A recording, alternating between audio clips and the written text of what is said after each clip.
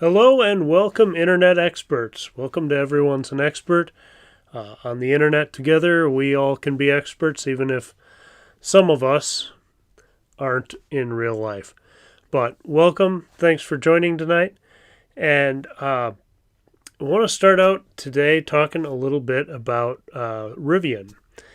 It sounds like they're maybe on track to do some potential deliveries this month. Still seems ambitious until we start seeing keys getting handed over, or fobs, or whatever people are using now. I'm not sure what the Rivian system is, but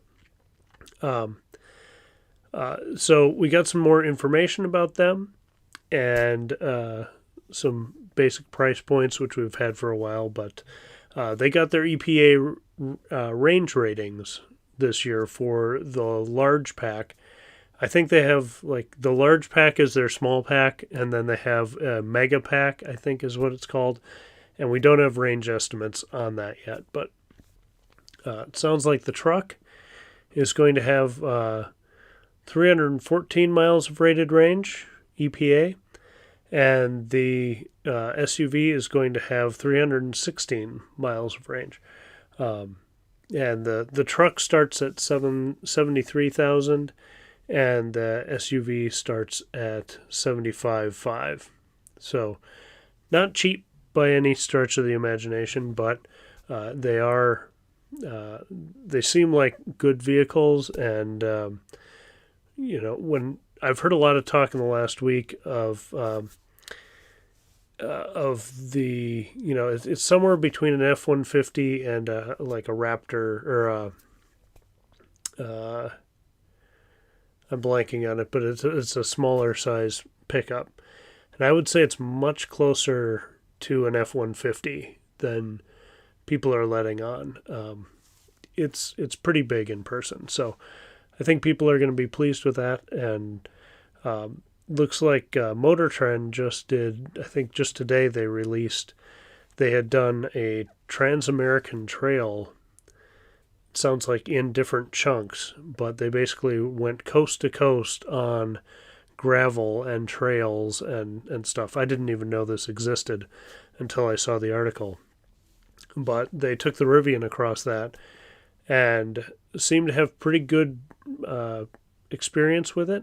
This was just part one. We'll see what part number two has to offer. But toward the end, they were talking about how in one section they had, I think, a Ram truck as a chase vehicle. And the Ram was too wide to get through this kind of path through the woods. So they ended up having to, they got the Rivians through, and then they had an electric chainsaw with them. Tried to plug into the power on the Ram. It wasn't enough to power the chainsaw. Plugged into the Rivians, and they were able to do the minor logging they needed to do to then get the Ram through. So pretty cool.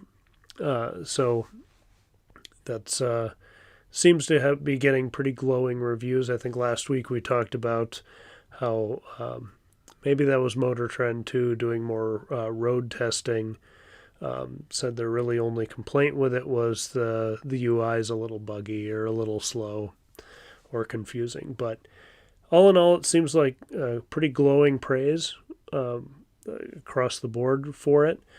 Again, we'll see what happens when these vehicles are delivered and in customers' hands, and how people like them. But so far, all the momentum and trajectory seems to be going in a good way. So if they can start delivering this month, they're going to have a huge start over the F-150 Lightning and the Cybertruck, really.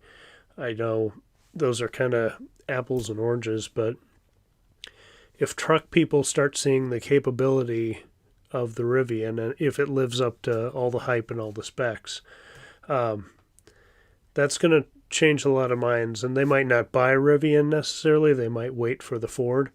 But they are going to, again, if it lives up to all the hype, they're going to have to make them as fast as they possibly can, because the orders are going to be flying in. So that's pretty great. The SUV I found, just as I was looking up the prices again tonight, I found it interesting that the SUV gets 2 more miles of range, which kind of makes sense. You don't have the drop off to the bed. Um, but it's only $2,500 more. And I mean, if you need a truck and you want a truck, you would get the truck. But for the covered cargo space and what it seems like the SUV gives you, that might be a better route for a lot of people. But not for me. I'm happy with the Model Y, and the one time since we haven't had a truck, I've needed a truck. I rented one from Menards for an hour, and for $18 or something like that, $20, and did the thing I needed to do and got rid of it. So that's my plan going forward, unless things change pretty drastically in my life. Not looking to buy a truck anytime soon, but it's good to keep an eye on those things and know what's coming around the bend. Just want to say hello. Yeah, we're semi-experts. Yeah, hi Jason. Yeah, it'd be great if someone. I'm assuming several people in Minnesota have Rivian reservations, but it'll be interesting when people start getting them and to actually see them on the road.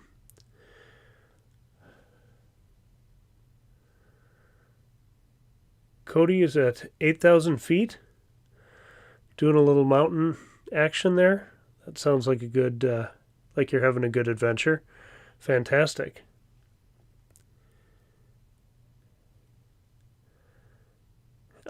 John, I did not have not had any wasps at my house. None followed us home.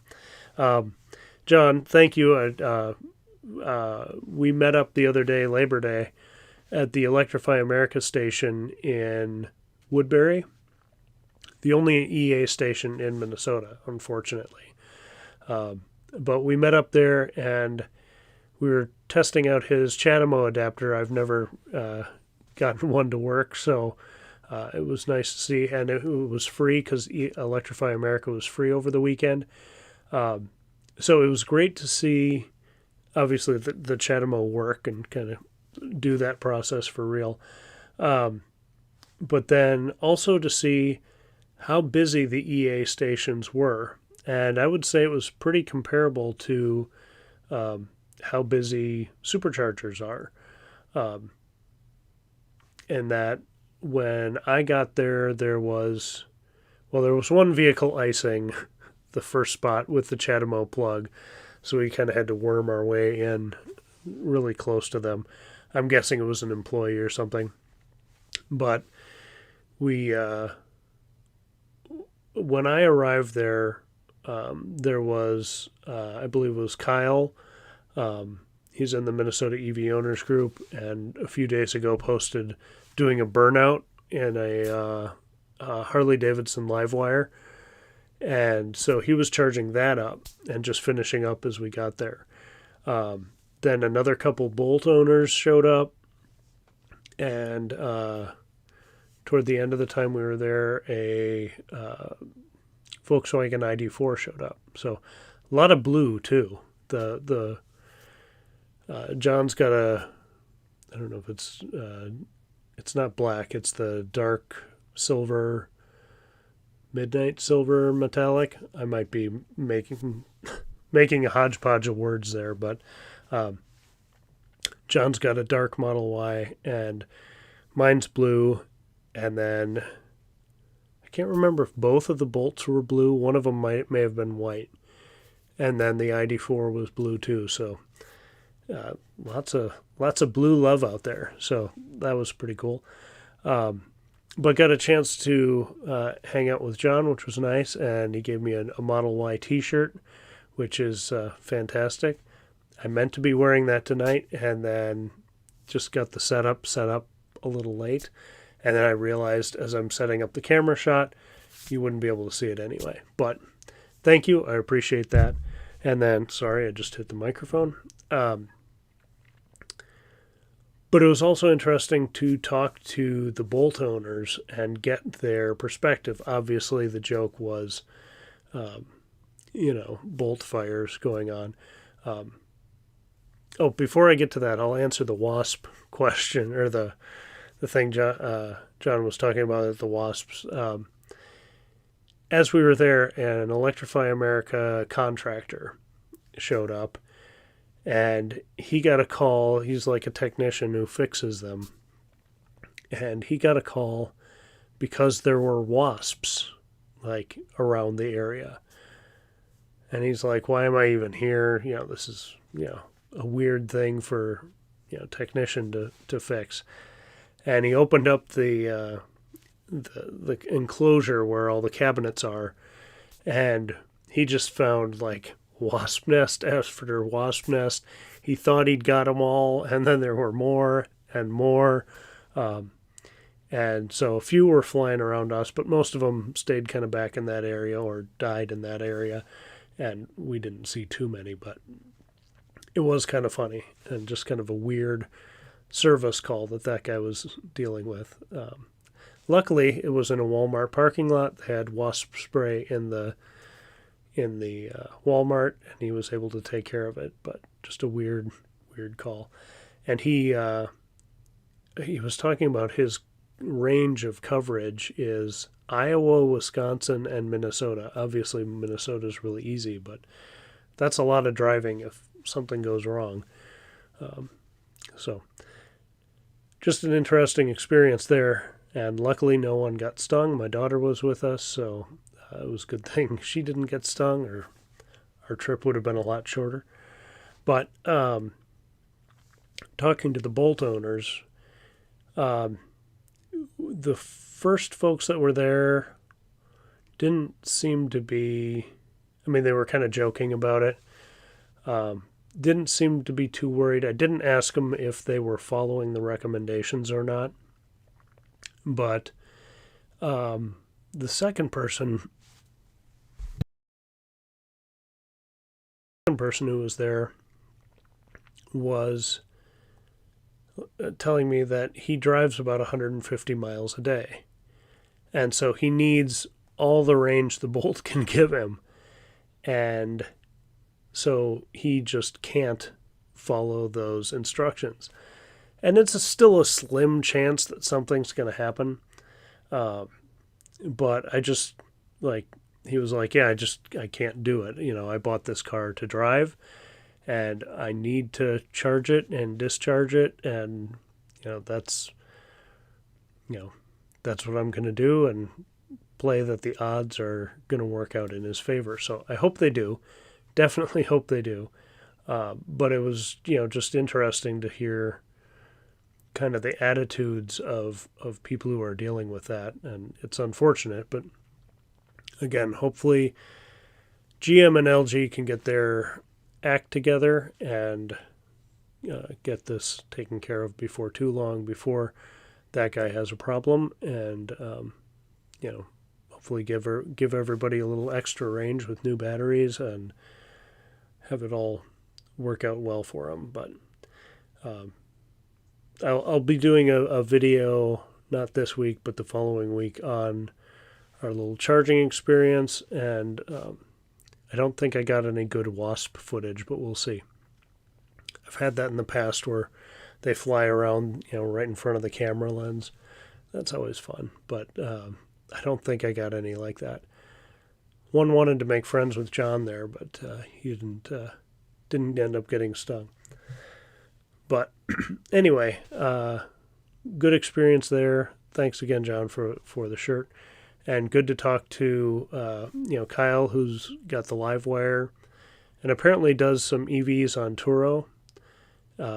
So if you've Turoed a Tesla, I think Model 3, and maybe Mach-E in Minnesota, that may have been Kyle's. So, but cool to talk to him about the live wire and stuff too, and he's loving it so far. Hasn't done any big trips, but just enjoys cruising around on it. Very silent. Very, that is, pretty eerily silent, I would say, because with a car, even with low rolling resistance tires, you've got 4 tires going slowly over pavement with a heavy vehicle on it. It makes noise. But the live wire is pretty light, 2, relatively slick tires on it, and just went by silently. It was pretty crazy. I got a couple shots with my phone. I don't know if they're going to turn out or not, but again, cool to see one in person. I saw that in the Fully Charged Live last year, but it was on the harness, so people could rev it up in the event space. But cool to see one driving around. Just going to catch up here. I do not have a Cybertruck on order. I actually thought it was... I thought the Cybertruck was super ugly when it came out, but the specs were good.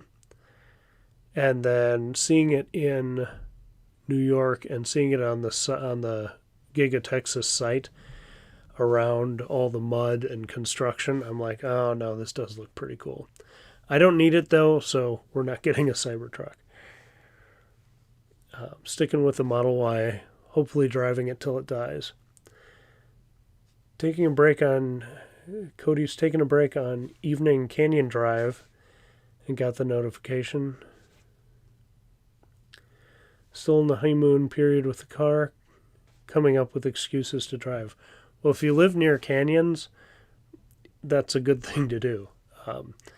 There's a couple roads around here where I've snuck out every now and again to just drive or take the long way home to hit that. Now that my daughter's back in school, I might be doing that in the middle of the day. We'll see. I should be doing responsible things, but I don't know why that stopped anybody. But I hope you're enjoying the canyons and getting some fun drives out there.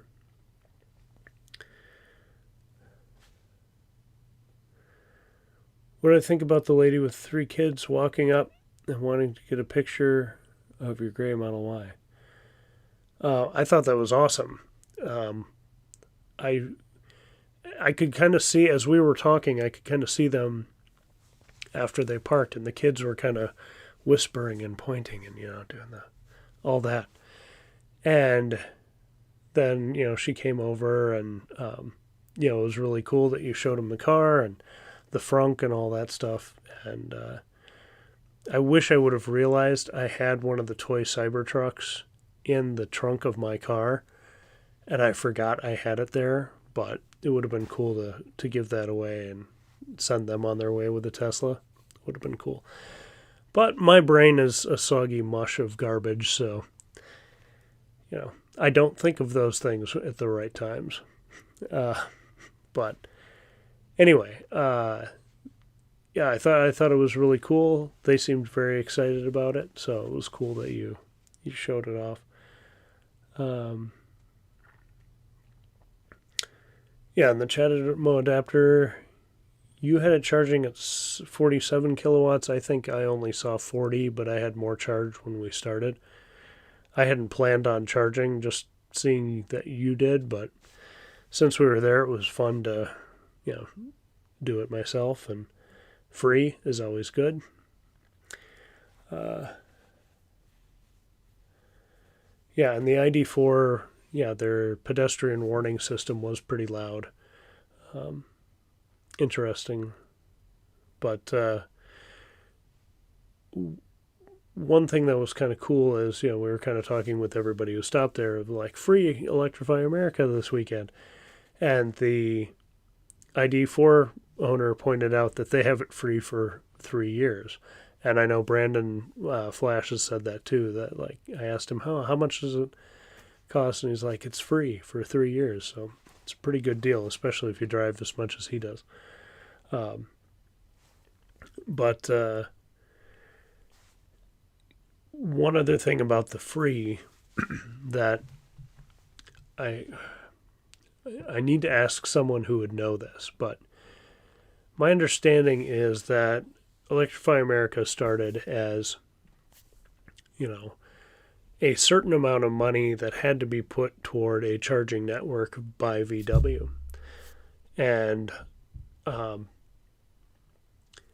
don't know if that's just use it anyway, but make this network happen, or if I guess it's the skeptic in me that's wondering, are they doing this free charging for the weekend to get people driving EVs and testing them, which would be great. And over the holiday weekend, that's a great welfare kind of, gesture. But the cynic in me is wondering, are they doing that to burn through the VW money faster? And rather than building chargers, we'll just make these free for a weekend, and that burns up $1 million, over the course of the weekend.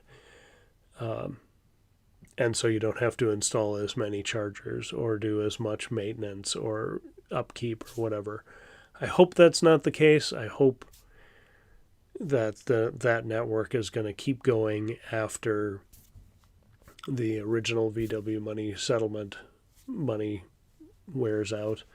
I don't know where they are in that process. That's why, I'd like to talk to somebody who really has a better handle on that. But that was kind of my second thought after, hey, free weekend, great for all those people who use CCS and Chatham.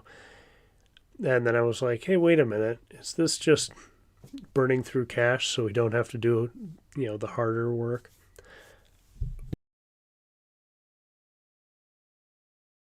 But I don't know. Maybe that's too cynical.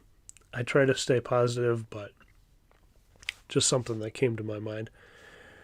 The only thing I like about the Cybertruck is the glass. Can stand, should be able to withstand the windshield cracks from North Dakota rocks. Speaking of which, I want to talk about that windshield too.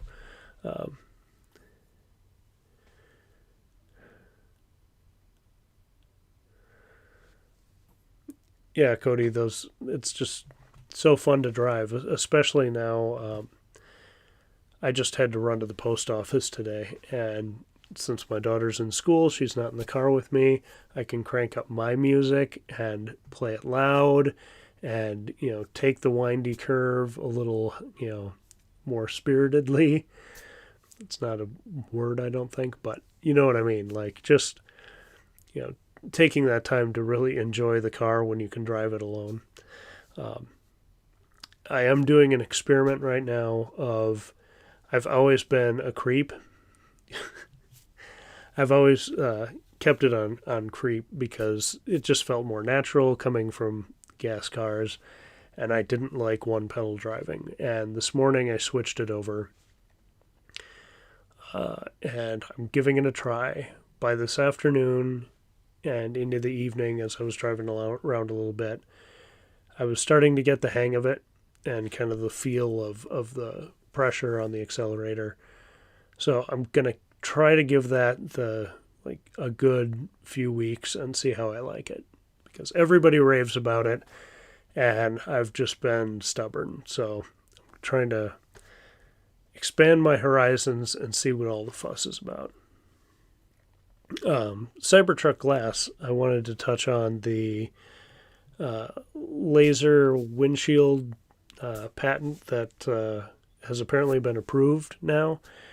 And, I was kind of like, are they going to try to,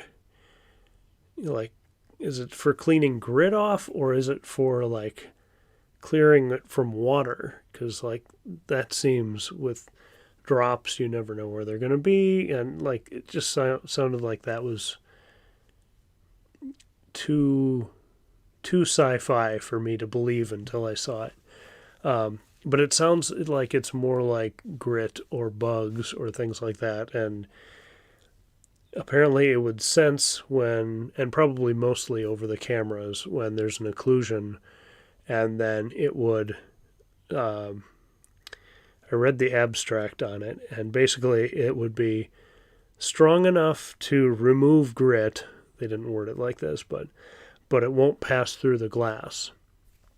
So it's not going to be lasering your eyes out, but it's going to be strong enough to get rid of dead bugs, or maybe they're thinking more snow clumps.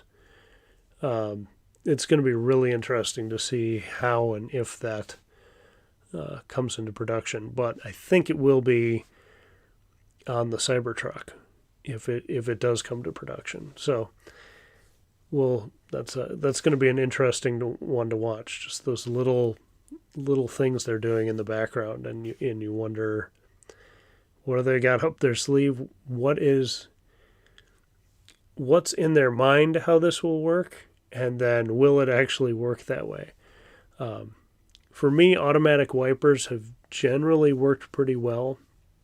Occasionally I have to tap the button to get them to wipe, when it's just a really fine light mist. But generally I've been pretty happy with that, and hopefully that stuff just kind of keeps improving.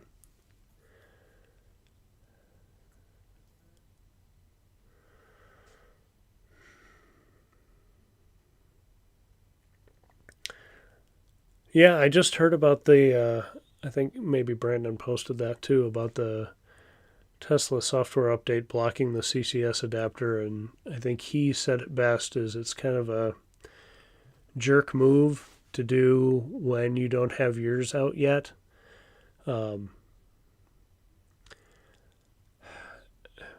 can't imagine there are so many of them out there that they're losing revenue on superchargers. Like, so unless they feel like it's on, I guess that's probably what they would say is, we don't think this one is safe. Wait till ours comes out. But then, okay, get on it and have yours come out. But that was kind of my thinking with the opening the network here in America.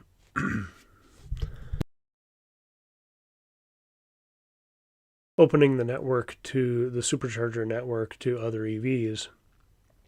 If there's CCS to Tesla connector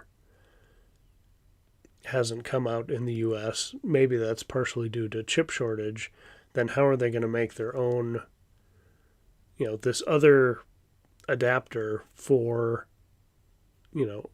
non-Tesla EVs to use the supercharger network? Because I imagine that's going to have some sort of electronics, chips.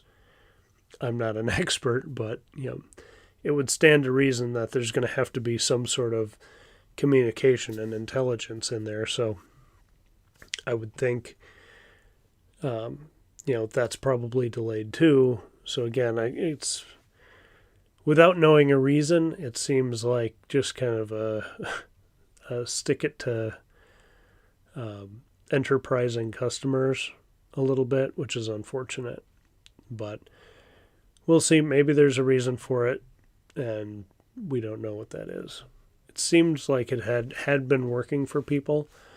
It could also be a glitch with a latest software update. Unlikely, but it could potentially get solved in in the next software update. So we'll have to see. But on the face of it, it seems like a kind of a jerk move.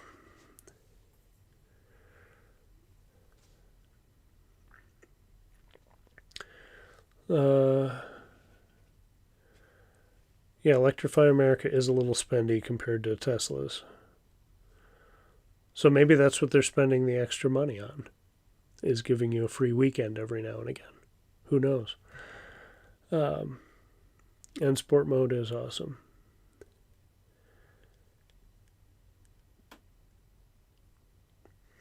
Yeah, it's so satisfying when you let off the accelerator at just the right moment to roll to a stop at the stop line.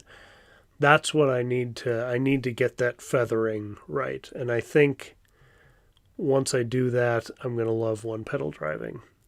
I just got to get used to it. Came from a 2017 Leaf with no e-pedal yet. So I was happy to get one pedal. Okay.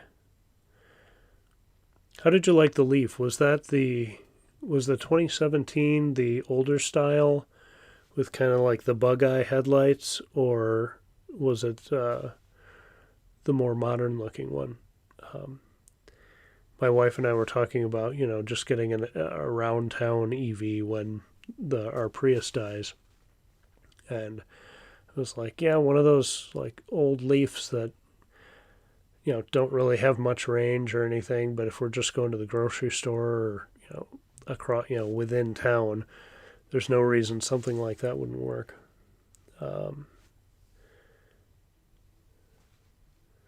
John does the 0 to 60 test at least 3 times a week. I'll do that. I don't know if I do it 3 times a week, but that's one generally if we're in a safe spot I'll do with my daughter.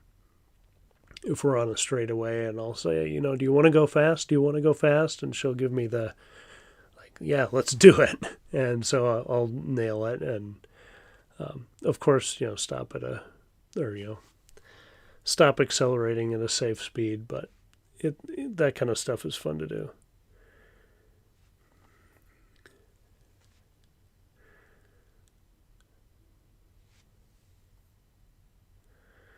Yes, I was talking about the adapter from China, and it was, I think, Brandon and a couple other people got it early for like 750 or something like that, and then once that introductory price came off, it was like over 900 or close to 1,000. So pretty spendy, and I've had good luck with just using either the Tesla Supercharger network or level 2 charging at destinations. So I've never really seen a need to get that. But if the price came down, it would be a good thing to throw in the frunk or the under trunk area just to have it. It'll be interesting to see as networks open up if Tesla then would start showing CCS options if they were selling both adapters. It would really expand the network for both sides. And if you could route to them as well, I mean, Tesla wouldn't be making the money off of it, but it might be good on these holiday weekends where you hear the stories of people waiting. I know Menominee, Wisconsin wasn't online yet, and so there were waits in Eau Claire and Mauston. Is that the one with the Culvers? And so, people were waiting crossing Wisconsin, and I think Menominee's maybe got some more stalls, or at least their V3, so you wouldn't be sharing. So, and I think people have been charging there in the last day or two. So it's good that one's open. But we'll see how this whole thing plays out in the next year or two.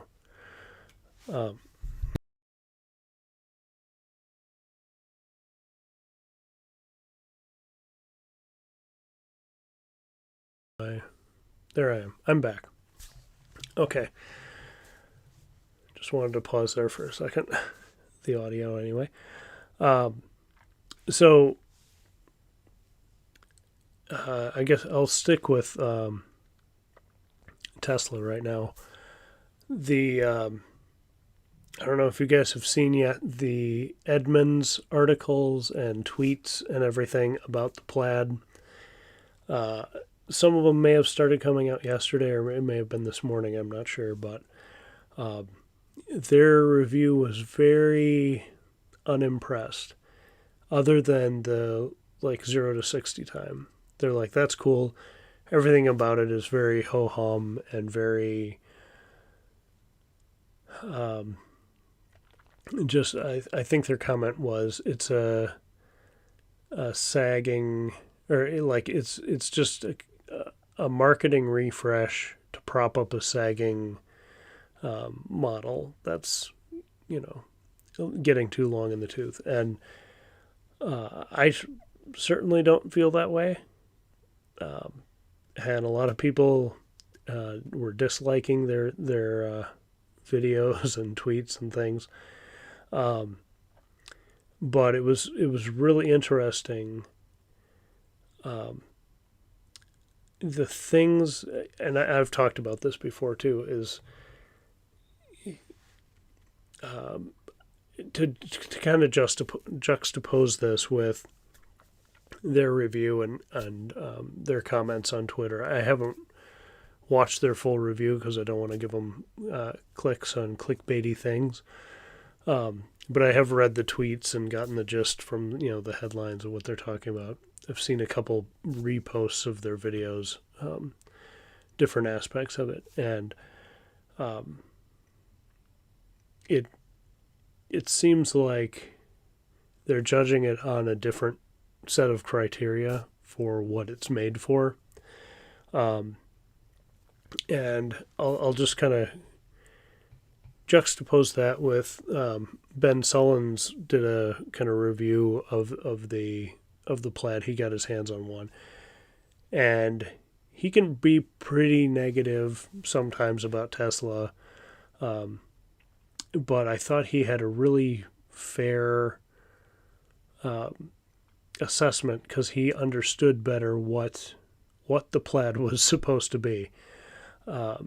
And so he didn't like the yoke and some of the things about that. But he's like, this car is amazing. Like, it does everything you want it to, and I just don't like the yoke. But, like, the build, the way the screen is, the software, the quality of the screens, the interior, you know, the differences in the exterior. He's like, it's beautiful, it's amazing. I don't like the yoke, which is, you know, fair. Not everybody's going to like that. But he's coming from it from a place of he understands the brand and what the Model S has been and what the Plaid is supposed to be. And so to him, it was like, yeah, they knocked it out of the park. This is the best EV, hands down, and it'll melt your face off when you hit the accelerator. So I think, you know, in reading some of the comments and tweets from Edmunds and other people, it seems like they're more like pillowcase enthusiasts rather than auto enthusiasts. And I know I'm not like hardcore old school, you know, auto enthusiast guy. So maybe I don't know what I'm talking about. Very likely. But it seems like unless you have the quilted northern pattern on your doors, it's not plush enough. It's not bespoke enough. It's not high enough quality where it's like, is this nice? Does it do the job? Does this car melt your face off when you take off in it? Then it does the job. And styling is so subjective that I feel like sometimes people get a little, you know, kind of like I'm saying, like they're pillowcase experts of like, well, it must be terrible if I don't like it, or it doesn't say luxury to me in the right way. And I find that really, really odd. And I know, like, saying shocking things and having bold opinions gets good clicks and gets good engagement. But I don't know why some reviewers aren't capable of saying, yeah, this isn't my taste. I wish it was better, but it's fine. Or, you know, like, you know, it's, like I said, it gets more engagement if you berate things, I guess, and talk about how terrible they are when, again, 99% of people in the world would be thrilled to have an experience like what's in the Plaid. So, anyway, I just found that was pretty interesting.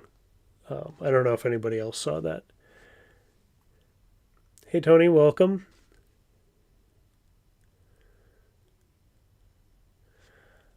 I missed the event at. I saw. I saw that the event in Lakeville was happening, and I'm like, yeah, I want to go to that. And then this morning I saw it again, and I said, yeah, I need to go to that. That was last night.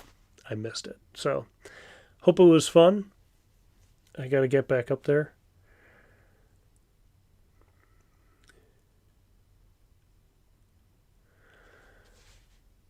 Do we have any confirmation that Tesla is making a CCS adapter for their chargers when they open the chargers up? Yes, they talked about that. And it sounded like it was either going to be something they were going to sell and potentially have one at the superchargers, or maybe just have them at superchargers and you'd have to unlock it or something. I don't know. I think it'll be interesting to see how, again, this plays out. But the model they have in Europe of just another cord added to the pedestal might be the best option,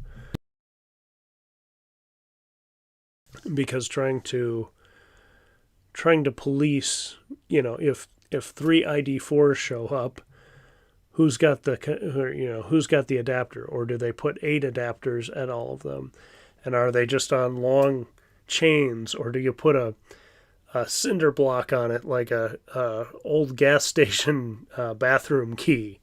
Is it something like that? How are they going to keep these connected and safe from being stolen? I guess you could put it in like a locker, like I think Amazon has stuff like this, where you have a locker, you unlock it with a code in the app, and then like you would, if you don't replace it, then you would be charged for it. So I think they probably have it figured out what their plan is, but I do believe on the last call that they said they will have an adapter and they want to put it at superchargers, but I got the impression that it would also be something you could buy.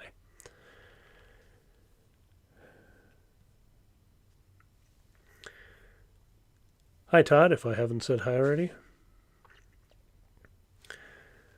In my opinion, it's normal if new people don't like it.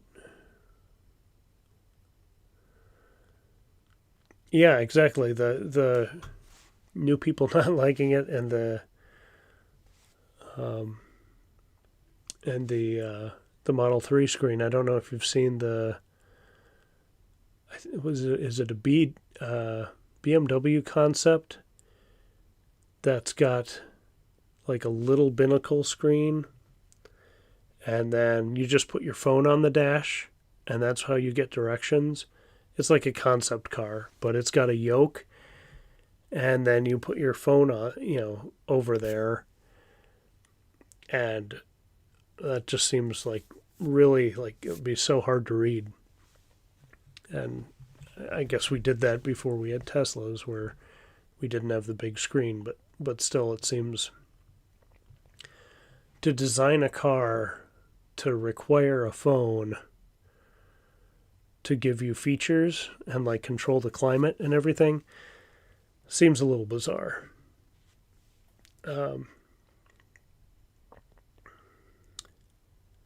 Jason, I missed your Plaid comments.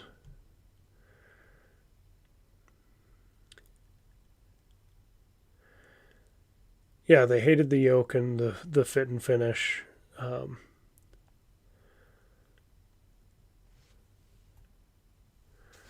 Love to see the results of the Minnesota guys. It's building a track plaid machine. He even joked as a semi-pro racer that he thinks it needs a special license for the plaid. So is he going to get a plaid and then gut it? Like to reduce all the weight and add spoilers and extra stuff like, Unplugged Performance? Like Randy Popes did for the Pikes Peak run? Is that what he's thinking of doing? Because that would be epic to see.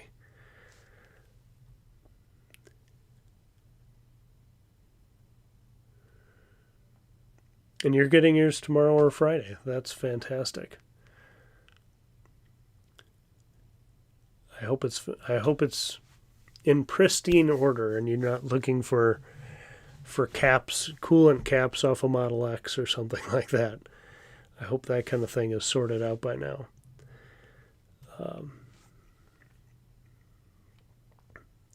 But that's going to be really cool. You're finally getting it. Maybe I should find some wood to knock on just in case. Here. There we go. You're safe now. Why did I say that?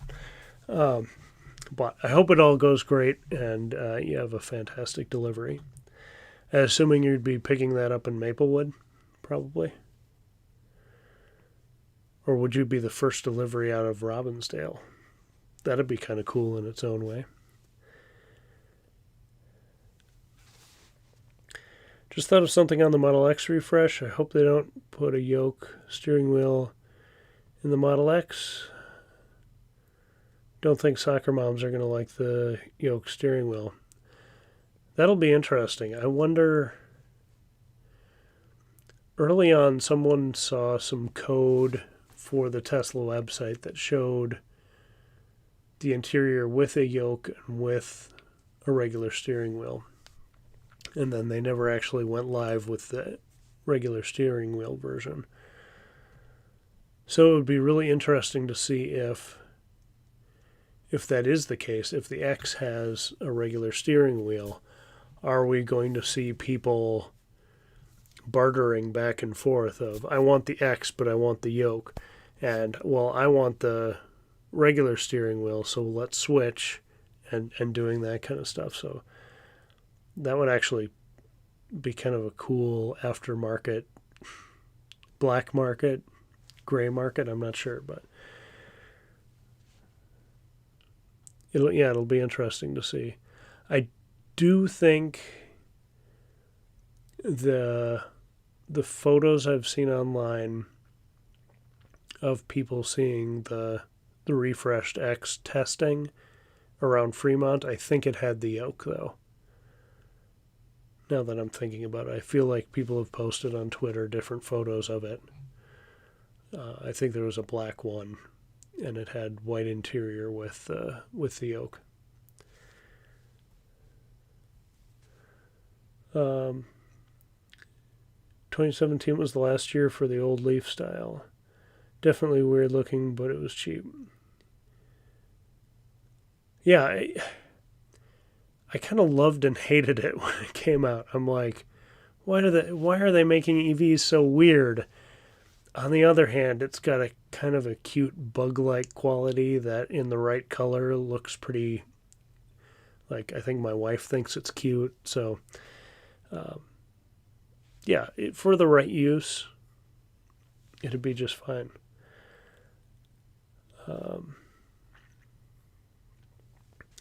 Kid's first car will definitely be a cheap Leaf with half of its original range left. Yeah. Yeah, I can see that being a good kid option.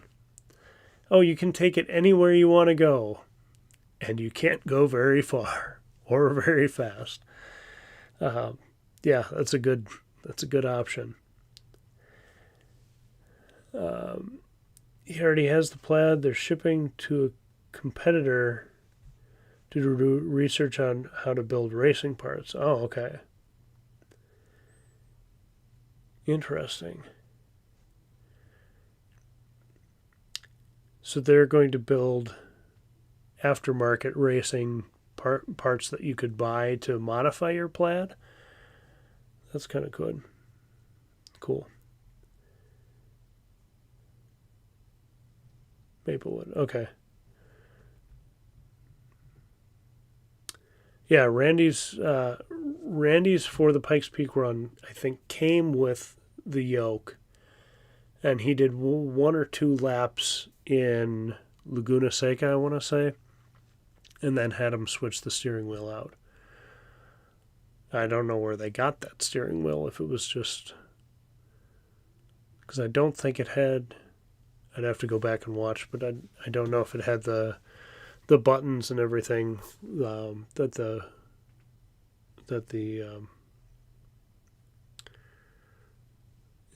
the yoke has.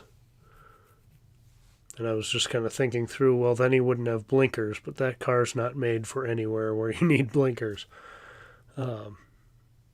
So yeah, it'll be interesting to see how people make those even faster and crazier, and the more and more that get out there,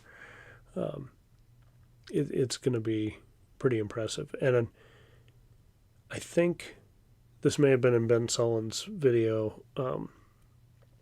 He was saying, or maybe Edmunds tested this too, or that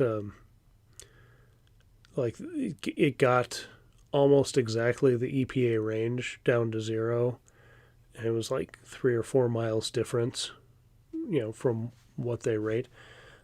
That's something I'd love to see Tesla do more of. My video on this coming Sunday is about a range test we did, and it was plenty, absolutely fine, but it wasn't what it's rated for.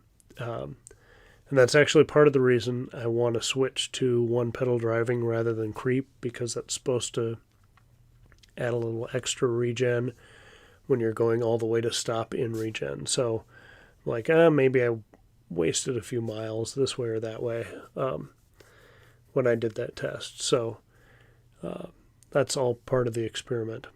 Also, something that came up, and I'll ask you guys here, do you think using Autopilot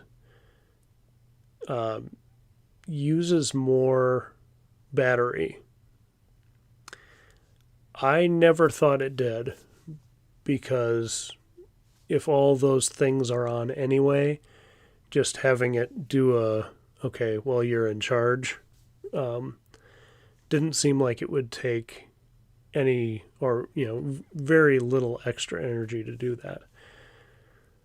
But it may have been road conditions, it may have been a bunch of other factors. But on the way home on this range test, about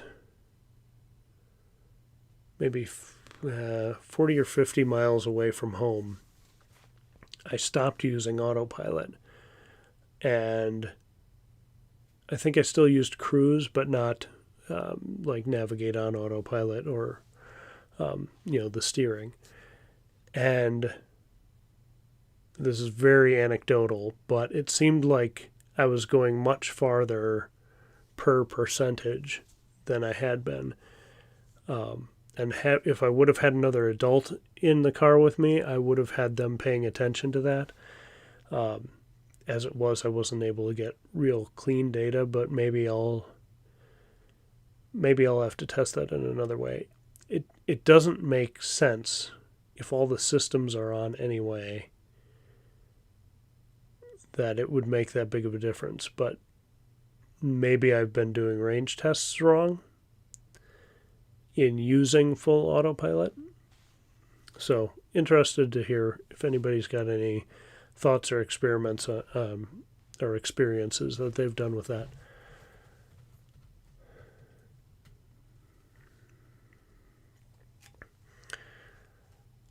Yeah, that aftermarket stuff. Todd, do you think that Autopilot uses less battery because it drives more efficient? That was my original thought. It's like, this is staying in the lane. It's easing off of other traffic more smoothly than a human would do. So, yeah, that's what I thought too. But now I feel like I have to test it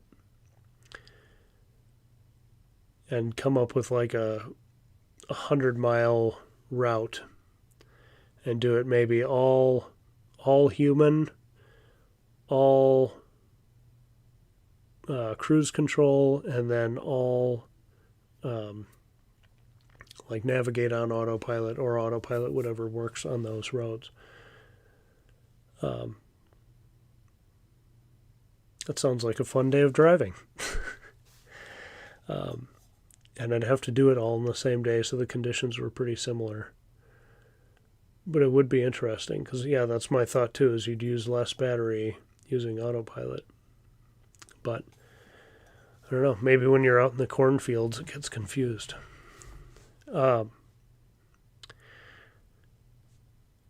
Speaking of, I think I can go to this now. Before I go to this, I wanted to,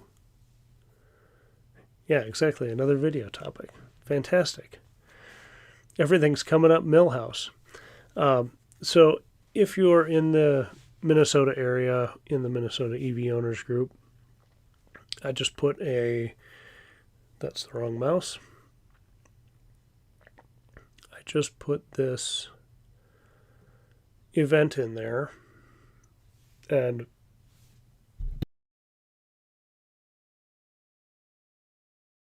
excuse me, I changed the name and changed the styling, but this is what I had loaded up on my live stream stuff.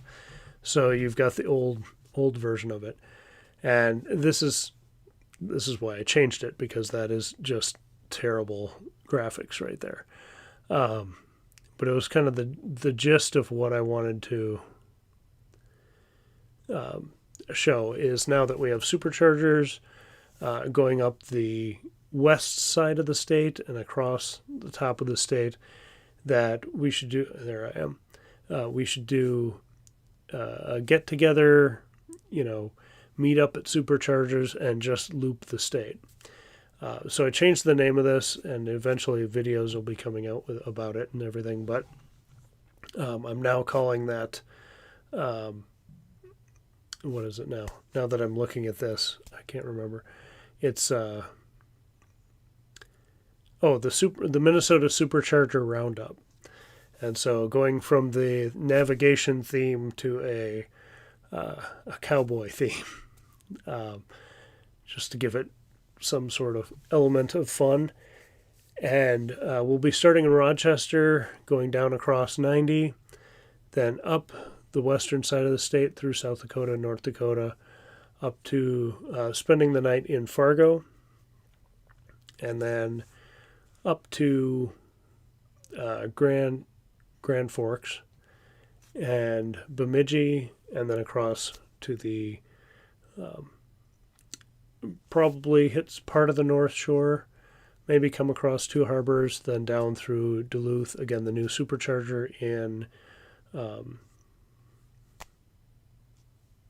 Carlton at Black Bear Casino, and then down through Hinckley and back to the metro area. So that's the plan. I've put that event in the Minnesota Owners Group, and let me just get back to normal here because that graphic is terrible.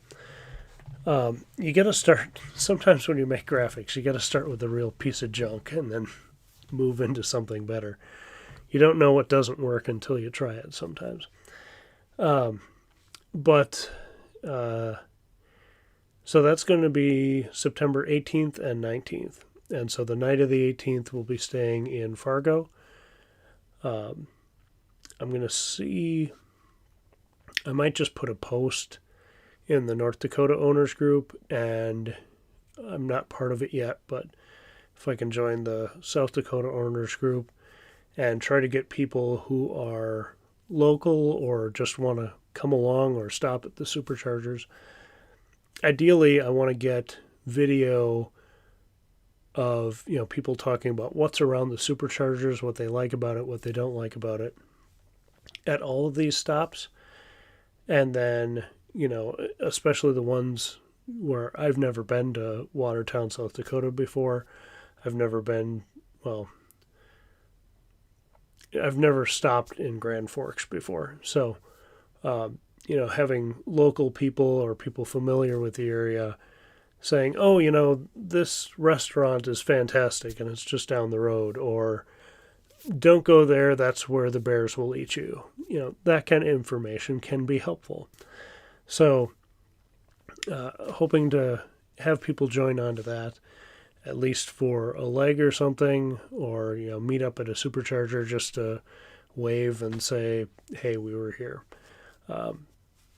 And then the idea is if, I think Tyler's a maybe on this, where if he's coming from Alexandria, there's the supercharger there.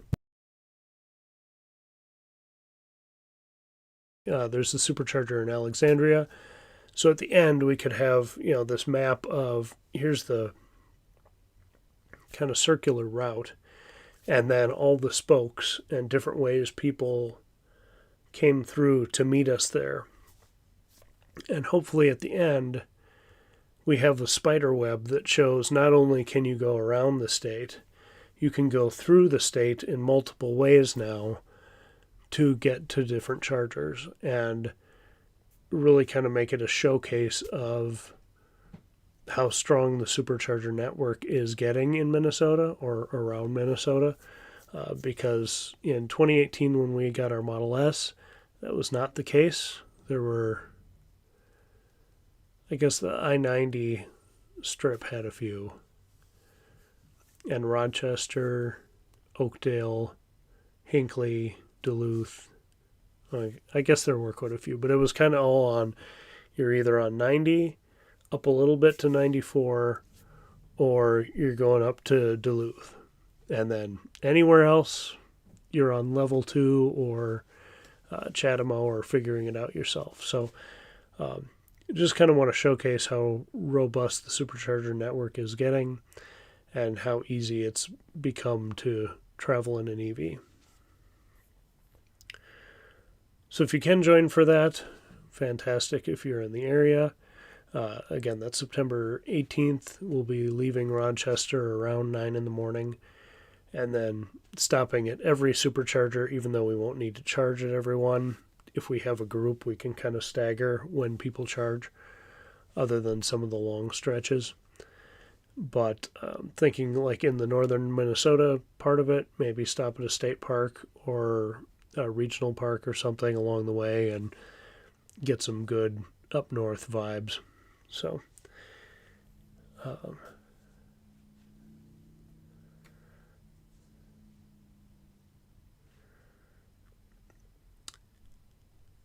yeah, it's a bummer you can't come, Jason.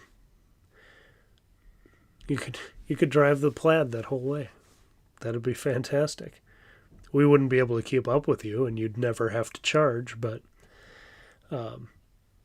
yeah, it's too bad. But obviously, a walk for charity is probably more important than doing this weird drive for no reason. I guess maybe up north, some of the leaves may have started changing, so we might see some cool stuff that way.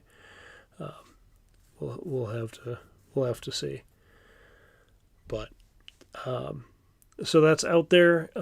If you're rolling, I know you're in North Dakota. It's a long haul from Williston, and you guys have made that trip a few times already this year. But if you want to come over, or any of the other owners in North Dakota want to come over, I'll be, like I said, staying overnight on the 18th in Fargo, so we could get dinner or something like that, and then do the drive up to Grand Forks in the morning. Also, a thing I wanted to tag on to that is, even if you can't make it, but you have friends or family in different parts of the state that want to see Teslas, or at least one. I know one Tesla will be doing the whole trip. And they want to ask questions or see one in person, let them know about this, and I will try to post in the event and different places where we're going to be. As we leave one charger, if it's an hour and 20 minutes to the next, I'll say, okay, we'll be in Sioux Falls in an hour and 20 minutes, or we'll be in Watertown in 2 hours or whatever. So if you know people outstate that want to check out a Tesla or potentially Teslas, this would be a good opportunity to share that with them. So that's just my 2 cents about that. Tim's a maybe. Should know this weekend. Okay. Well, it'd be great to have you, even if it's just for part of it, or a meetup at, I could see, if people want to do just a day drive, maybe go to, over to Watertown to see that, and then cut up to Alexandria, then back to the Twin Cities, or if you want to come up for day 2, drive up to Bemidji to check that one out, and then do the drive along the North Shore or something too. So that's kind of what I'm hoping. I don't expect really anybody is going to want to do the whole loop other than me. But if people do, that's fantastic. But if not, like I said, we can kind of get this spider web of I came from here, went through these chargers to get there. And I think that's a cool thing to illustrate too.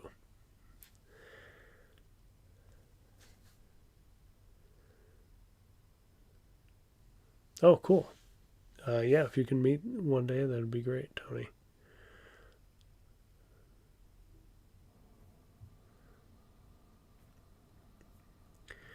Yeah, yeah. If people just want to jump on, or like, hey, I haven't seen Bemidji, I want to go check Bemidji out, or I know a lot of people haven't seen the one at Black Bear. It's a good excuse to drive up north for a couple hours. Maybe go see Duluth like we did, in the past weekend, and just hang out for a little while by the lake before everything freezes up. Those are good options. Or meet at Hinckley for some cinnamon rolls or something. We'll see. Yeah, so that's that event.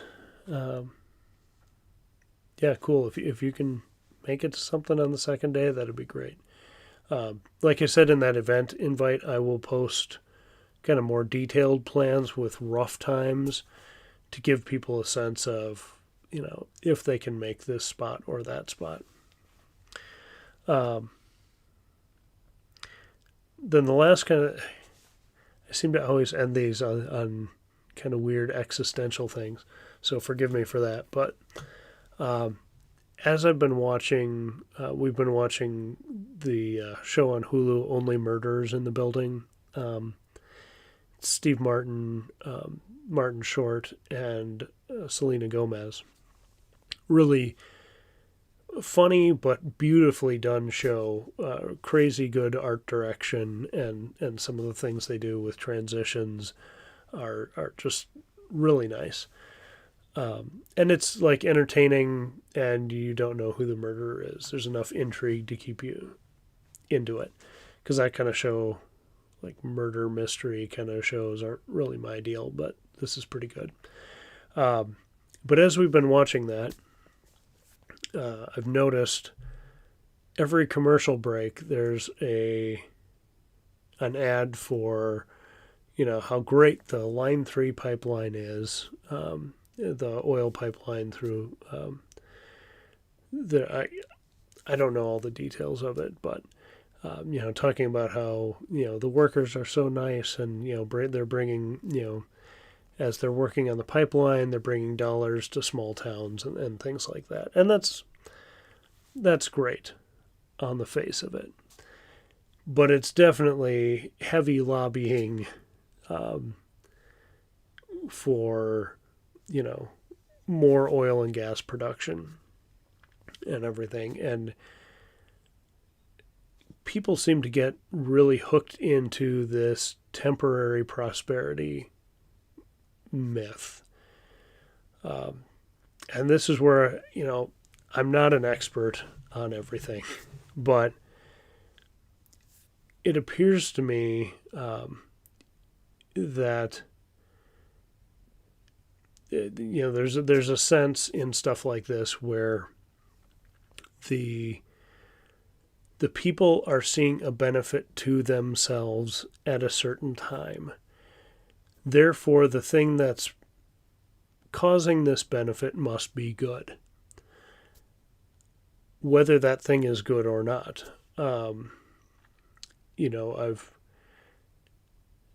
I've talked to a lot of different people. Some in North Dakota, some in Montana, about some of the different oil stuff, and it's like, well, of course it's good. It brought jobs, and jobs are great. But there is another, there's the local way to look at it, and then there's the broader way. And I know jobs and people's employment is very personal and very local.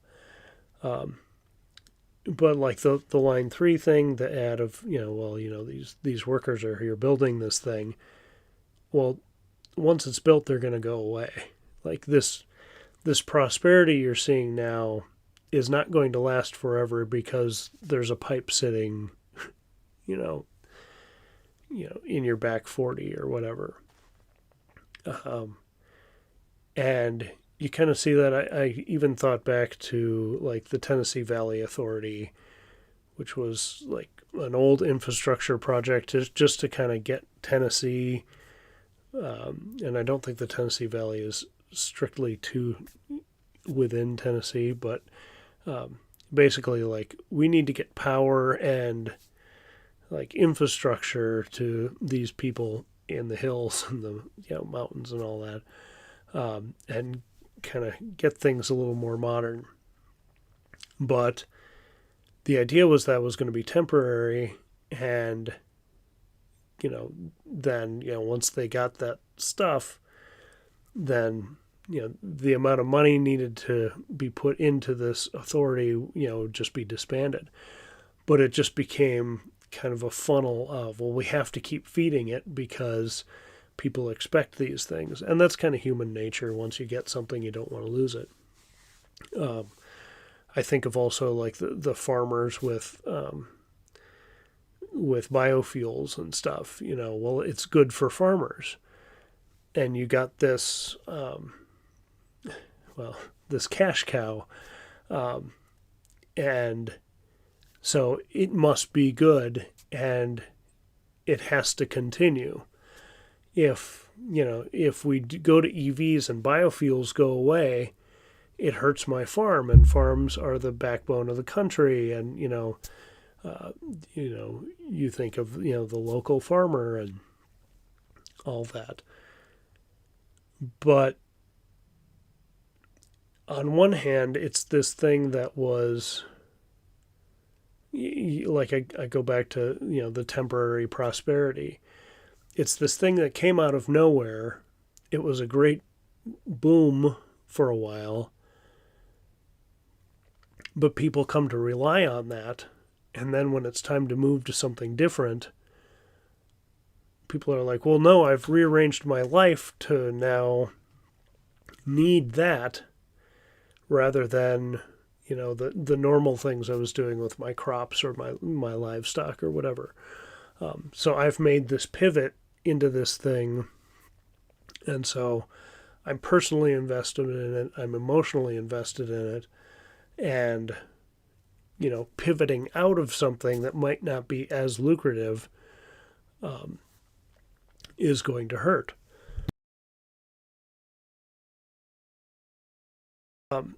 And I totally get that on the personal level. But things have to progress, and maybe biofuels are the answer in some ways for the future. And maybe the Line 3 pipeline is necessary. I don't have a good handle on that. I know one of the things I learned from working with the Well Done Foundation and talking to the guys there who were, doing the drilling and the plugging, is, we all want our reliance on fossil fuels to end, but at the same time, we want stuff with plastics in it. We want medical devices and things with plastics in it. And so, that stuff has to come from somewhere. Some oil still needs to be pumped and refined and made into some products. Even if you think of all the plastic that's in an EV, the rubber in the tires, all that stuff. Now we can be more efficient than burning it and just blowing it up into the atmosphere. But one of the things that's really struck me by one of the guys I talked to in Montana is he says, everybody wants the stuff, the plastics, the medical devices, the tires, all that stuff, but they don't want it in their backyard. And it's got to come from somewhere, and it's got to get to wherever it's being processed or refined. So I don't know, is line 3 necessary? My gut says no. But I also don't know. I haven't done enough research on it. To people in the know about it. But I just find the marketing around it super disingenuous of, look, somebody, these workers bought our bagels or our French toast, and they're so nice when they come in for coffee in the morning. Yeah, that doesn't really, that'll go away in 2 months, and then, we have this potential ecological problem that's bad for your drinking water. Now, would you rather have someone in town being nice to you for a couple months or good drinking water? So that's my biggest beef, is these disingenuous commercials about short-term gains that really aren't looking at the big picture and the broader needs of the world and the state. There's been talk about mining, some of the minerals and things up north in Minnesota, and could that be good for electronics and things like that near or in the boundary waters? And there probably is a lot of good material there. They've been doing iron ore there for 100 years, probably more. Definitely more. But if mining that stuff so near all that water has a potential to contaminate that water, and a fairly good potential to contaminate that water, it's probably better to find a place like Nevada or Arizona. No offense against any of those places, but they don't have the watershed areas, and they aren't all connected to the largest freshwater lake in North America. So I think it's a matter of, some of this stuff has to come from somewhere. The mining for EV battery materials, people always, naysayers always harp on that. But, it's a matter of, where do we find this stuff? How do we do it as clean as possible and as humanely and ethically as possible? And then how can we recycle the bulk of it? And I think, companies like Tesla are looking into that and, trying to do their best to manage that. Again, as far as their, publicity materials say. but that's very different than kind of this disingenuous advertising. So I don't really have much of a conclusion on that. It's just something that this ad has been in my face for a few episodes now, and I can't. I just have a really hard time looking at that logic. So anyway, I'll catch up on comments here.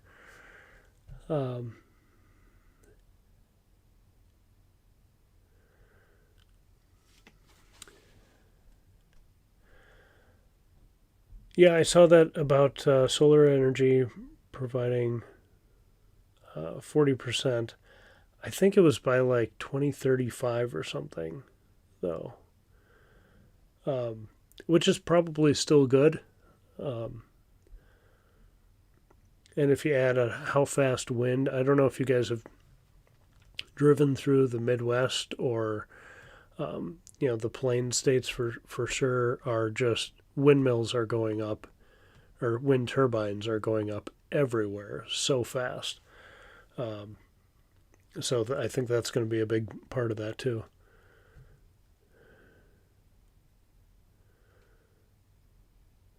Enbridge is a Canadian company. Worked with them for a while, software development. They waste a lot of money. Um, yeah, I don't know. I don't know if the money is. I mean, from a lobbying standpoint, I don't know if the the ads are. I guess they figure that the ads are helping people feel good about the pipeline, so it must be good. Look at all these smiling people happy to be working and have people coming to their restaurants and things. Um,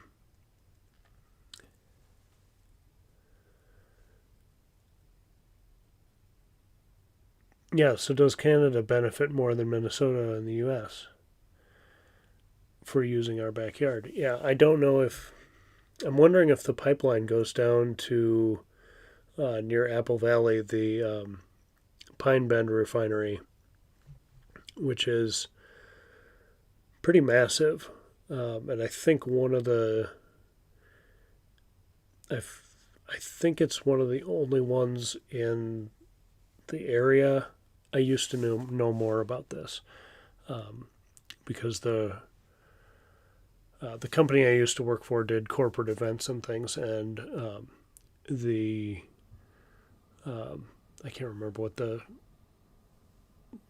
was like the Pine Bend, like they would do like their holiday event, and we would put that on for the employees and things. And I feel like it's one of the only or one of the biggest refineries in the area. So I don't know if I guess I don't know where in the oil cycle all the money is to be had. If it's from pumping it and sending it, or if it's from receiving it and refining it out into products. Um, that's a much deeper question than I have the knowledge base to answer. But I would guess, yeah, if they're supplying the raw materials, they got to be making a good chunk of the money.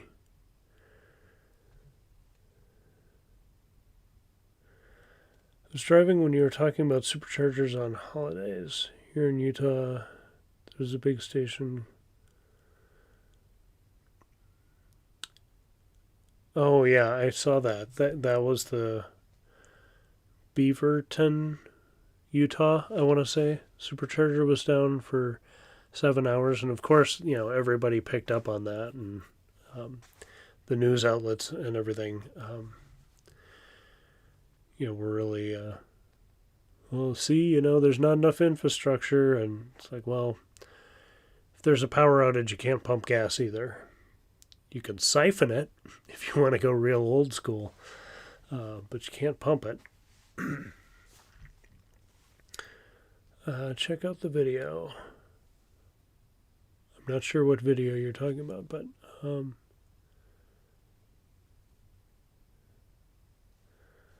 and Tesla Nav wasn't showing it as down completely, so more cars kept showing up. Yeah, that was kind of a mess. I don't know if it was a grid problem or what. I never saw the resolution to it, but it was a mess. 40 cars stranded.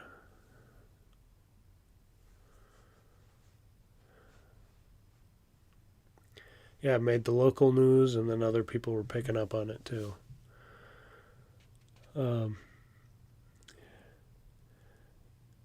Yeah, and the oil being tar sand stuff, I don't know. Roland was showing me some video of like kind of the ins and outs of fracking, and he was like, yeah, this is kind of glossed over that they don't talk about this or that, because Roland works in North Dakota in the oil industry, and so talking with him was really interesting too. The big boom they had in North Dakota, really, again, brought a lot of prosperity to the area and set a lot of people up, which is great. But I think, in a lot of ways it may have been done in a way that isn't necessarily sustainable, in the name of let's make the most of this boom while we have it, rather than long-term success, at a slower rate.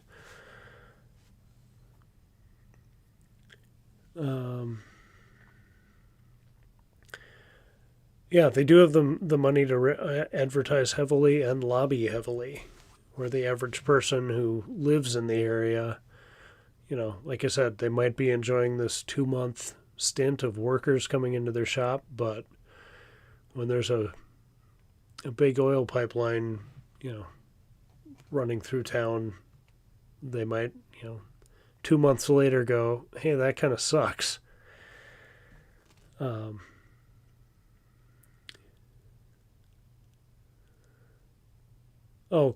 Could just be getting the oil to Duluth. Maybe. I like I said, I don't know where Line 3 runs. But if they're going, across the northern part of the state, anywhere in the northern part of the state, you got lots of lakes, marshes, wetlands. I don't think oil spills are going to help our moose population. Beaver, yeah.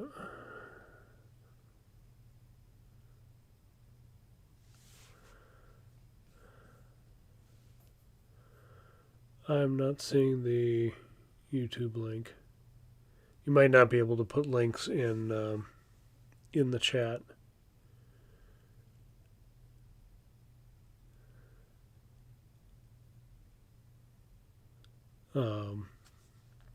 You might be able to put one in a comment. I'm not sure if it'll let you do that or not.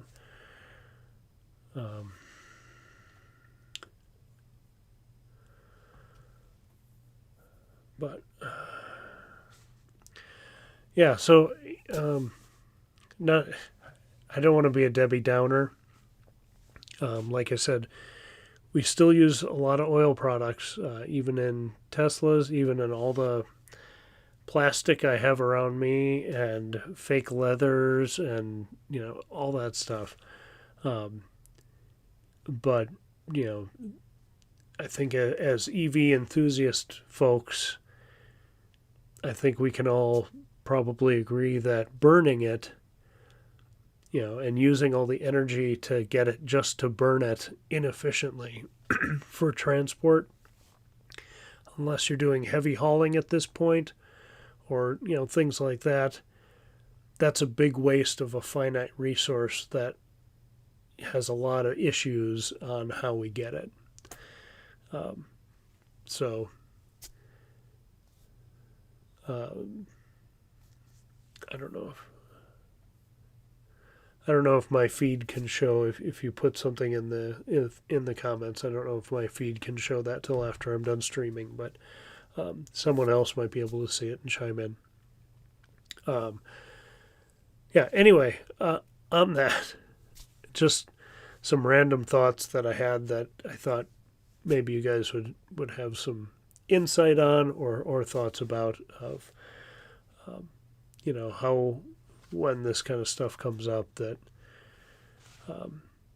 the part of when Minnesota did the Clean Cars Minnesota initiative, one of the groups who was very adamant and in a way pretty persuasive against Clean Cars Minnesota was, what is this going to do to the Minnesota Corn Growers Association because of that biofuel mix? If we aren't driving gas cars, if we aren't using E85, then, like I said, this temporary prosperity that they've had, that really came out of nowhere and just exploded in the late 90s, I want to say.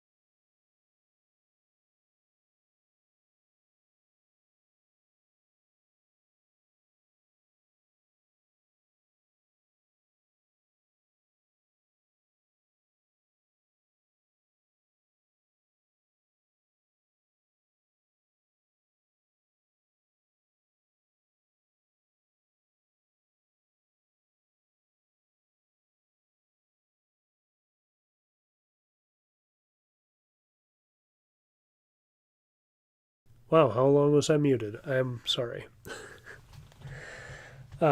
Anyway, I'll just wrap up with what I just said. Basically, on the other hand, if you're a farmer who, grew up at the same time I did, and, maybe since you've been a professional farmer, you took over the family farm, at the time the whole, ethanol boom was happening, that might be all you know as a professional. And, having to pivot to something you've never done before, I can see how that would feel like a personal attack and, these EV nerds trying to take the food off your table. So, I think there needs to be some understanding there. But, yeah, we just got to, progress has to keep progressing. Sorry about that. I muted and forgot to unmute. Thank you for telling me. I wouldn't have noticed, so I appreciate that. The main argument is jobs, but you can have jobs putting up solar panels that will produce cleaner energy over the long term without dumping CO2 into the air continuously. Yeah, there are other things. Yeah, sorry, that was my fault. The sound thing was my fault. Yeah, and I was talking several weeks ago now about a guy I grew up with in high school who's a professional welder now and does like pipe fitting welding and stuff. And his big concern is that all this automation is going to take his job. But I think we're kind of in the talk of the Tesla bot too. I think we're several years away from robots taking every job, and someone who is about my age who's a welder probably has until retirement before the skill and finesse and flexibility of a human isn't needed in some capacities for jobs, especially for really good welders. I'm a really bad welder. I can get the job done, but the people who are great at it, I think will have jobs for a long time. Maybe not in the same field as they did before, but that's a pretty skilled position. Would be hard to train a robot to do. So, just random thoughts. That was a whole mess of just random thoughts. I'm really sorry about the audio glitch there. That was, again, like I said, my fault. And one other thing I want to touch on, I know I'm kind of going on random stuff right now, but one other thing, I was listening to the 5 Count, which is the guys who are from Mankato, Minnesota, southern Minnesota. They have a radio show. They did the Tesla Arcade on my channel, and now they're actually publishing like longer form versions of that with some of the dirtier jokes that I cut out because it wasn't appropriate for my audience. They're publishing that on their channel, which is fine. The 5 Count is, I think it's just the 5 Count is their YouTube channel. But they do a radio program and do some fun gaming videos where they play old Nintendo games and everything. But their main thing is the radio show. And so I was listening to that the other day, and they were talking about how they met me and did the Tesla Arcade thing, and they were kind of talking about the channel. And Ton brought up a good point, Justin Klein, that my channel's name is Brian Raby Drives Electric, but he talks about Tesla most of the time. And so, he was like, I kind of wish he'd talk more about Rivian. And I actually had planned on starting with Rivian today before he said that. And I'm like, oh, well, good thing I'm starting with Rivian today.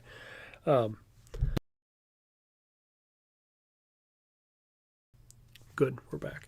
But good thing we're starting with Rivian today because, he was saying, I want to know more about Rivian. And he was saying, when we did the arcade thing, he was asking me about Rivian. And I'm like, well, there's not really much to tell. Because at the time there wasn't. It was spring, maybe March or April when we shot that. And we were all just kind of waiting for stats and specs and everything. And now that stuff, as they're getting closer to production, is coming out. So it wasn't for lack of interest. Like I said, I saw them at Fully Charged Live. They seem really cool. If all the pre-reviews we've heard are accurate or close to accurate, they're going to be fantastic. So I'd love to see one in person. But but part of the thing with my channel is I only own one EV at this time, and so I can share my experiences. I have interviewed other owners of other EVs before, and I want to continue to do that. Now that my daughter's back in school, I have a little more time and flexibility, and I do want to plan some meetings and some interviews with people who have owned the Mustang Mach-E, the the ID4. Now that people have had it a little while, I don't necessarily want to interview brand new owners because, of course, they're going to be excited about their car. Um, Other than Jason and his Plaid, but I don't want to. I want people to have had some significant time to get used to it and say, I like this. I wish this was better. This is great. One thing I didn't expect was this or that. I did that with last year with some friends who own an i3, BMW i3.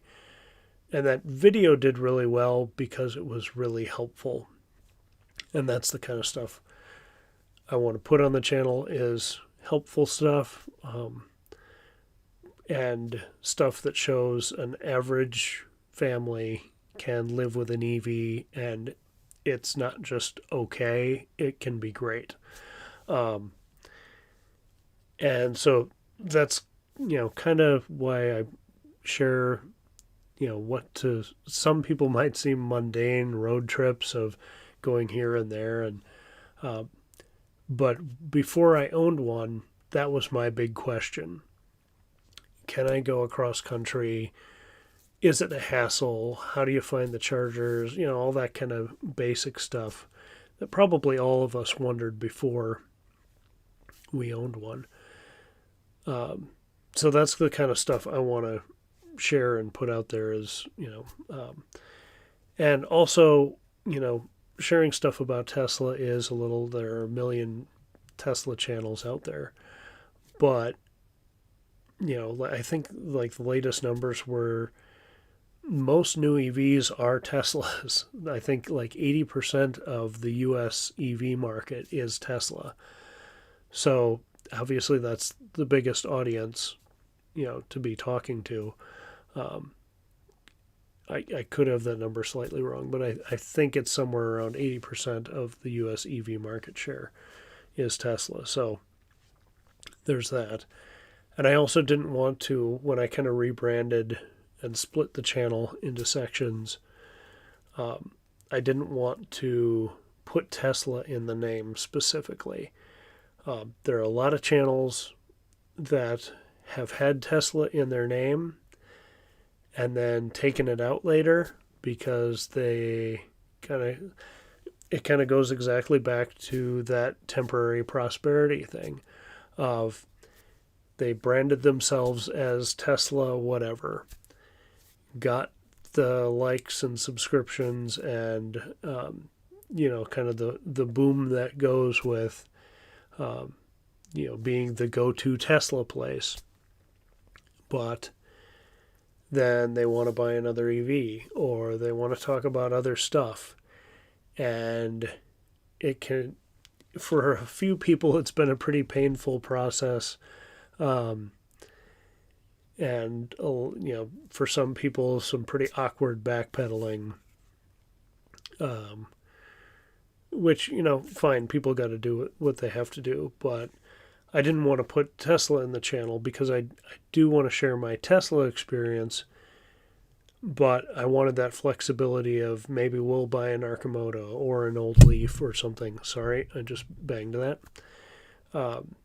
And maybe I'll want to feature my friend's i3 or someone with an ID4 or Bolt or whatever. So I'm a little limited in the amount of time I have to go and search these other things out, but I do want to cover them, and I don't want to just be a resource for Tesla owners. So it's something I'm working on. I just wanted to put that out there, that if you are interested in, like, this guy just talks about Tesla and Elon Musk and SpaceX all the time, and I just want to know, like, will a Mustang Mach-E work for me in Minnesota or in, another, more Midwest state? Because that's another part of it, is showing that the stuff works in the Midwest. It's not just you have to be on either coast, and nobody drives electric anywhere else. So, long ramble, but I just wanted to put that out there of, my goal is to get more people in EVs. If they're Teslas, fantastic. I can help you a little more with that because I have experience. But if you have questions about those other vehicles, I'll do my best to answer them or point you in a direction of a good video or resource for that kind of content. So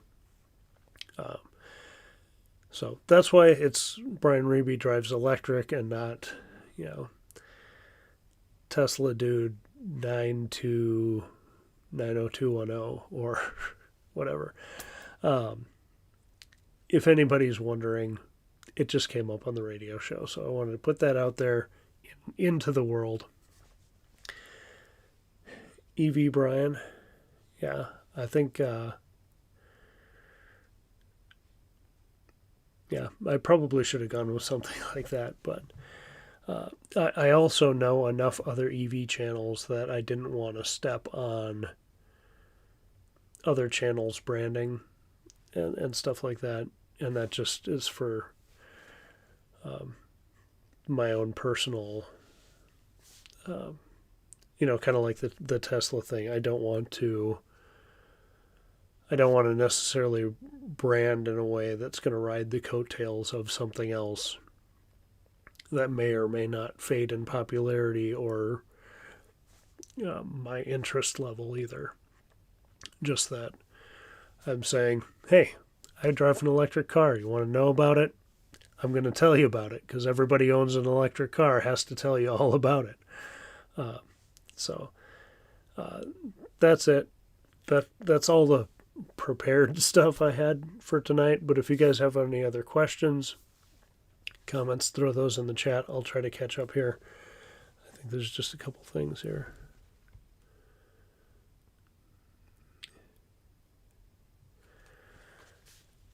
Yeah, I don't know what the production rate on the Mach-E is. But early next year should be, hopefully there's a waiting list and people are just waiting to get them.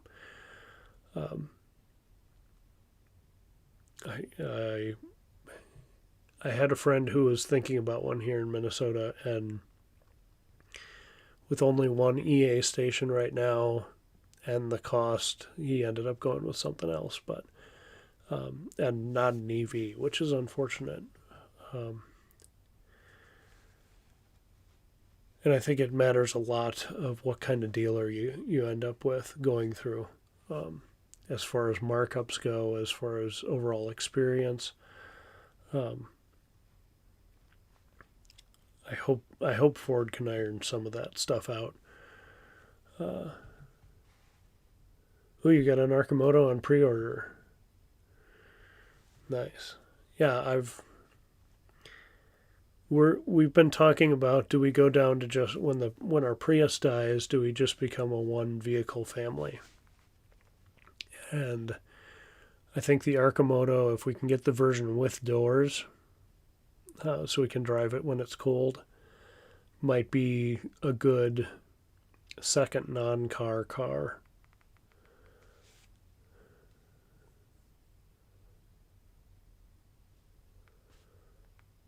Yeah, I could dye my hair purple. I could do that. See what my wife might like that. I don't know. Oh, an Aptera. Yeah, I think I have there are a lot of companies like that. Rivian used to be in this category, but I think they're safe now.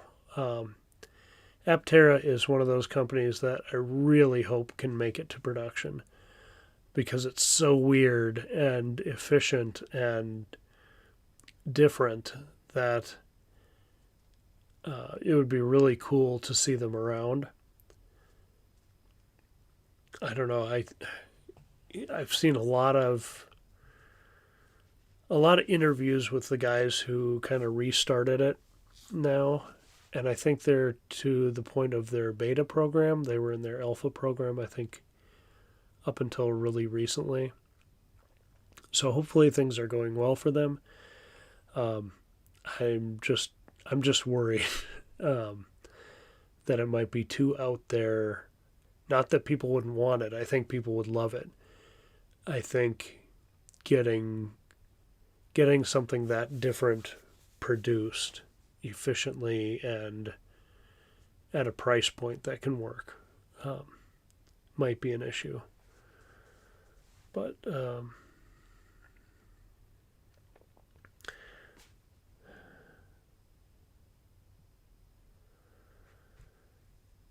yeah, dealers only have a couple. Speaking of the Mach-E and the dealerships,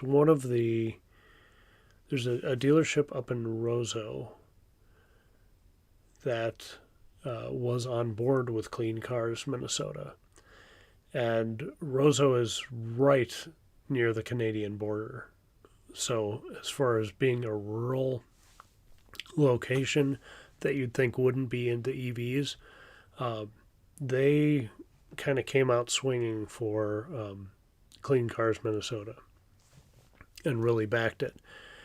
And the Minnesota EV Owners Group had a meeting where the guy who owns the dealership, I'm blanking on his name right now, but he was, they did an interview with him and, allowed people to ask questions and things. And they're actually going to have an EV event, I think, later this month. And if I can get up to that, I really, really want to. And I'd love to interview him about that kind of stuff.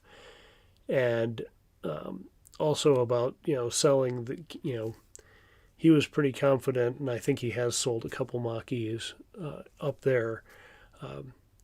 But to kind of showcase him and, if you're in a remote area, can you sell an EV? Can you sell the Mustang Mach-E even though there might not be CCS charging anywhere near you? Can it still work? And so I'd love to make it up for that event. We'll see if that happens. I know Drive Electric Week, I think, is the last week in September. I might not have that right. I'll know it by next week. But I really want to do as many events for that as I can. And I know I think there's actually one tomorrow night. I don't know if I'll make it. I gotta sort that out. But definitely want to make it up there and, meet people who are selling the different EVs and what their experience is. Somebody from the Kia dealership in Roseau or Rochester gave me their card and said I could come down and take a test drive of the Kia e-Niro. And I want to do that too, again, to get that experience. And then that would be a good way to have me drive it, get kind of that dealer experience, and then interview someone who's owned one for a year or something and say, okay, well, here are my impressions. What did you think of it? And, what's it like to live with, day in and day out? So want to be doing more of that stuff. Like I said, school started. My time is kind of freed up a little bit. And so I want to make an effort to do more of those things in the future.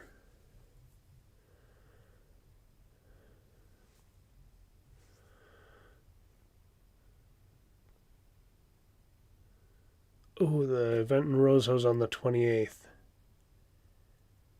Dang it. I was afraid of that. I actually made plans with a friend on on the 28th. Again, to completely bare my nerd soul. The 1986 Transformers movie, the cartoon, is being re-released in theaters for like a select, I think it's like the 26th and the 28th. And the only night my friend could go was the 28th. And so we're already booked to do that. Shoot. It had to be the same night. Dang it. Anyway, that's a stupid conflict to have, but it's kind of a thing we said we'd do. So I'm going to stick with that, and I'll have to catch up with them. Todd, I might send you with a camera or something to get footage of the actual event, and maybe I can get up there the next day and interview them about how it went. Yeah, shoot. I feel super lame missing that. But, yeah, we'll have to figure something out with that, because I do want to cover it. It's such a unique spot in the state. And, kind of like the Loop Around Minnesota tour, it's like, if you can do this, it can work for anybody. If they can make EVs work in Roseau, where there's nothing but hockey and ice, I'm kidding, of course, but it's way up there. If they can make EVs work and promote EVs there, then, that it can work anywhere. So, yeah, Todd might be cameraman on that, and get the footage, and we'll see. We'll see how that goes. And then I could meet you the next day if you're staying overnight. I could drive up there by the morning. But we got to see those Transformers on the big screen. Yeah, I'm not going to defend that. That movie was huge when I was a kid, and we've been planning since they announced that they were going to do it. We're like, we're going. We're definitely going. So, yeah, we're going to do it. I bet you have things that are kind of embarrassing that you like too. So, there's that. Tony, quick update before I go. I think I discovered today what my Sentry Mode problem was. Okay, great. He was having an issue where the dash cam wasn't recording. If you pause the dash cam, Sentry Mode doesn't record events correctly when Sentry Mode is on. So if you're watching in the viewer and you hit pause and then close it, it won't work correctly after that? That is interesting.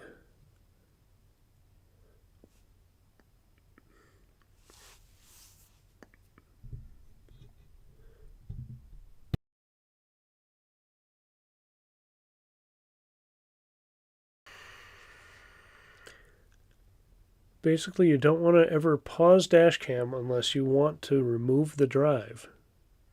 Interesting. Told Tesla you didn't like this. I wouldn't like it either.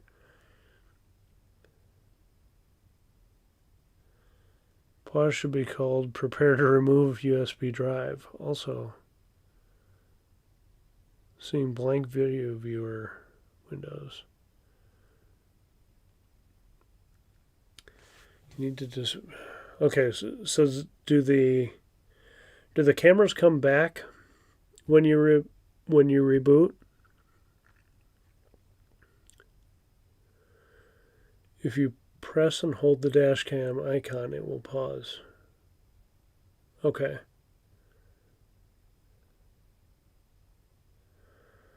And that must be just telling the whole system, like, hey, don't do anything now. Interesting. I've not done that, so that's good to know. That's a good tip to share. Yeah, that should be more clear.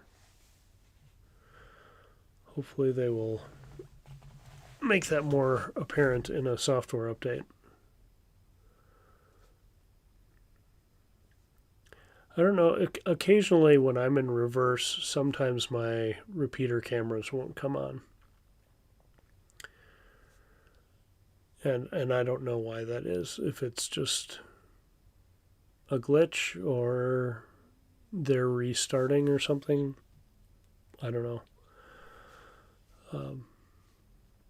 But then when I go to reverse at the next stop, they will work. Well, I'm glad you brought that to their attention, or at least pointed out that it's confusing. Maybe they knew about it but didn't realize that was super confusing. But yeah, in Eden Prairie. Cool. Well, that's good to know. Hopefully your Sentry mode will work now. And hopefully they'll fix that in a software update soon. But interesting. Yeah, there's, Teslas are not perfect, and some stuff is still confusing, even though it's probably the best user interface out there right now. There's still some weirdness, and they still need to work on stuff. It'll be interesting to see when FSD Beta 10 comes out, hopefully Friday night, if, that few weeks after that, there will be a broader rollout of that UI, even if it isn't the FSD button. Well, good. I hope it works for you now. So that would be super frustrating to have something happen and you think you have the footage and you don't. So hope it's sorted out. But I think that's all I have, unless anybody else has anything else tonight. And maybe next week we'll be talking about FSD Beta 10 and how it's just rocking the world. And maybe they're using it in Ukraine too, if anybody saw that story. They hacked into 8.2 and got it running on a Tesla in the Ukraine. Told Tesla that dash cam needs an emergency mode. It stays on after you leave the car.